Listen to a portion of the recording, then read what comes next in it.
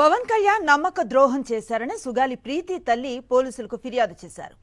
Gannavaram police స్టేషన్లో పవన్ పై complaint ఇచ్చారు.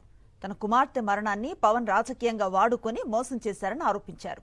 తన బిడ్డ మరణంపై రకరకాలుగా మాట్లాడుతున్నారని ఆవేదన వ్యక్తం చేశారు సుగాలి ప్రీతి తల్లి పార్వతి. ఇలాంటి ఆధారాలు లేవంటూ నిందితులకు పవన్ క్లీన్ చిట్ ఇస్తున్నారని మండిపడ్డారు. అధికారంలోకి వస్తే మొదటి సంతకం చేసి కేసును విచారిస్తామని హామీ ఇచ్చిన పవన్ అధికారంలోకి రాగానే మాట మార్చారని మండిపడ్డారు. తాను న్యాయం కోరినప్పుడల్లా పవన్ మీడియాతో మాట్లాడతారని, వెంటనే జనసేన కార్యకర్తలు తనపై దాడి చేస్తారన్నారు సుగాలి ప్రీతి తల్లి పార్వతి.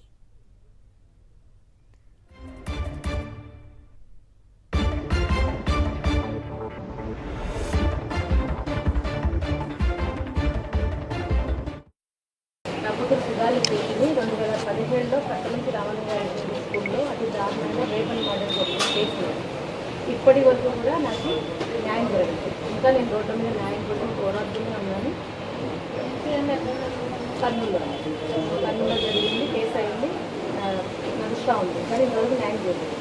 న్యాయం చేస్తానని చెప్పిన ప్రతి ఒక్క నాయకుడు కూడా నాకు మోసం చేస్తారు.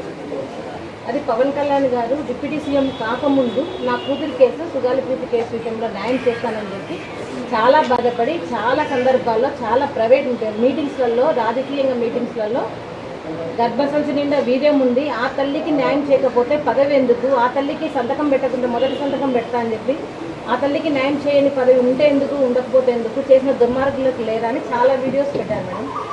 ఎలక్షన్స్ అయిపోయిన తర్వాత ప్రజలందరూ అవన్నీ నమ్మి ఆయన డిప్యూటీ సీఎం చేసిన తర్వాత ఆయన యూటర్న్ తీసుకోవడం జరిగింది. అంటే పూర్తిగా కేసుకు వ్యతిరేకంగా మాట్లాడడం లేదు.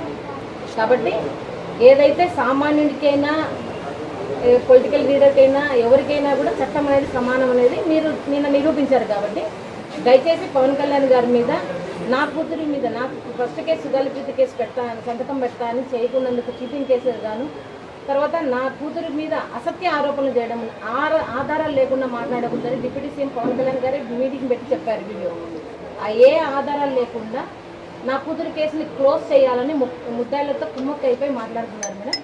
దీని మీద నేను కంప్లైంట్ ఇవ్వడం జరుగుతుంది. నాకు ఎఫ్ఐఆర్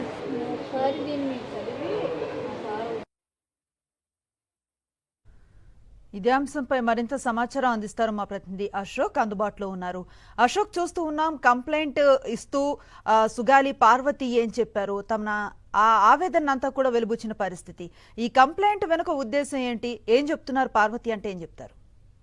24 మధ్య కాలంలో సుగాలి ప్రీతికి సంబంధించిన అంశాన్ని పవన్ కళ్యాణ్ ఏ తరహాలో అనేక వేదికల మీద ప్రస్తావించారో మనం చూస్తూనే ఉన్నాము. అప్పట్లో సుగాలి ప్రీతిని అత్యంత దారుణంగా